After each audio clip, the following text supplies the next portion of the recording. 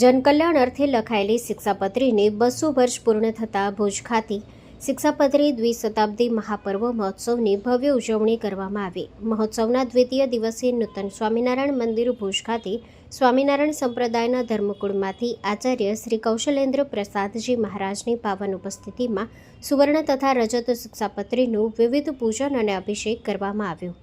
મહોત્સવના આરંભે સવારે શણગાર આરતી યોજાઈ હતી. ત્યારબાદ ડ્રાયફ્રૂટ અન્નકૂટ સ્વરૂપે ભગવાનને ભોગ ધરાવવામાં આવ્યો. પ્રથમ અને દ્વિતીય સત્ર દરમિયાન શાસ્ત્રી સ્વામી શ્રી પ્રકાશદાસજી તથા ગોલોક વિહારી દાસજીએ ધર્મરૂપી કથાઓ દ્વારા માનવ જીવન કેવી રીતે જીવવું તે અંગે માર્ગદર્શન આપ્યું.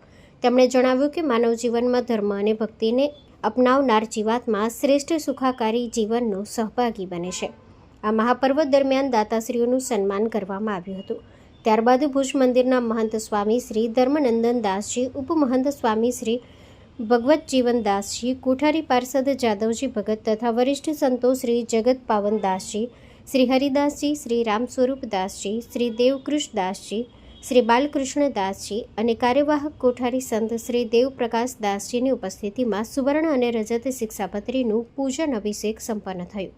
મુખ્ય યજમાન તરીકે નારાયણપરના શ્રી રામજીભાઈ દેવજીભાઈ વેકરિયા તેમના સમગ્ર પરિવાર સાથે ઉપસ્થિત રહ્યા હતા. ઉપરાંત ઉત્સવના યજમાનોમાં વિશ્રામભાઈ લાલજી પિંડોરિયા પરિવાર, નારાયણભાઈ મનજી કેરાઈ, કાંતિભાઈ કેરાઈ, પ્રેમજી કેશરા રાગવાણી, રવજીભાઈ પ્રેમજીભાઈ રાગવાણી પરિવાર, દેવેન્દ્ર કુંવરજી ગોરસિયા તેમજ મંદિરના મુખ્ય કોઠારી મુરજીભાઈ સિયાણી, ઉપકોઠારી જાદવજીભાઈ ગોરસિયા સહિત અનેક સેવાભાવી પરિવારજનોએ ધાર્મિક લાભ લીધો હતો.